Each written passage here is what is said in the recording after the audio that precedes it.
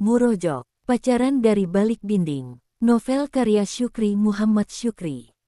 Bagian 2, tragedi itu bermula dari sini. Selimut kain perca upuh Gunel Masam Jing ikut lembab terpapar nami, butiran embun yang merembes dari atap dan celah dinding. Selimut kain perca setebal 1 cm tak mampu menahan jilatan udara dingin. Puncak musim kemarau memang seperti itu. Di siang hari cukup terik, tetapi sangat dingin di malam hari. Dinding papan bersusun sirih juga tak berdaya menghempang hembusan angin malam yang sangat dingin.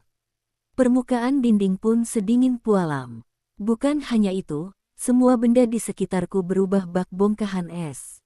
Persis seperti berada dalam refrigerator raksasa yang nyaris membekukan semua isinya. Songkoten, tungku pemanas ruangan hanya menyisakan debu lembab. Beberapa tetes butiran embun jatuh dari langit-langit membentuk kawah kecil di permukaan debu. Itu pertanda bara api telah lama padam.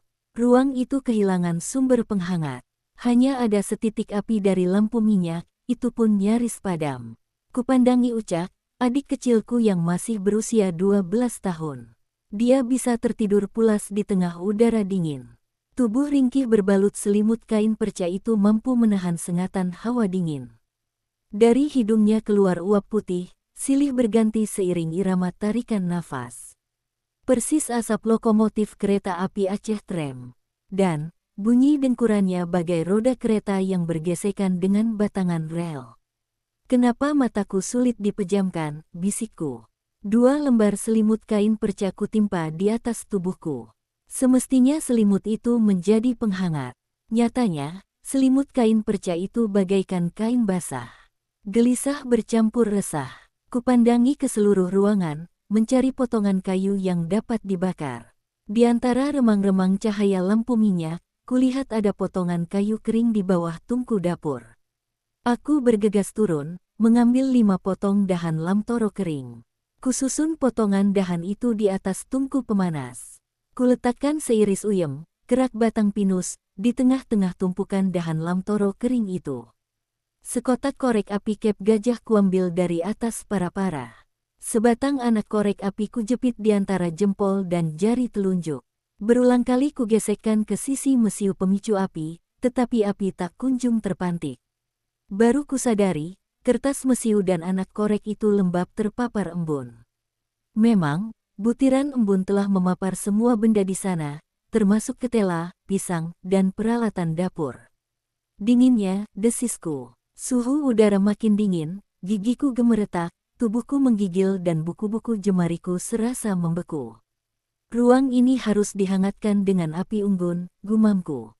Dengan jemari yang mulai kaku, kuambil kerak batang pinus dari bawah kayu kering.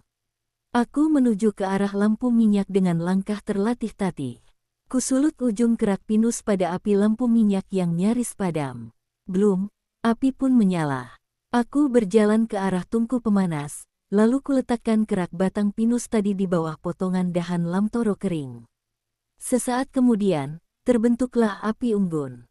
Nyala unggun dari tungku pemanas menghasilkan asap pekat yang membumbung ke langit-langit. Sebagian kecil keluar melalui void, sisanya menggelumpal memenuhi ruangan 36 meter persegi itu. Mataku terasa perih, tetapi tak membuatku bergeming demi seberkas rasa hangat. Telapak tangan semakin kudekatkan ke bara api. Dan, rasa hangat menjalar dari ujung jemari, lalu terhantar melalui pori-pori menuju ke seluruh tubuh.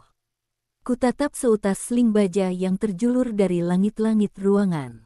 Pangkalnya diikat pada sebatang balok penyangga kuda-kuda. Ujungnya ada pengait yang dibuat dari paku 4 inci yang sudah dilengkungkan. Pengait itu sebagai tempat menggantungkan teko perebus air.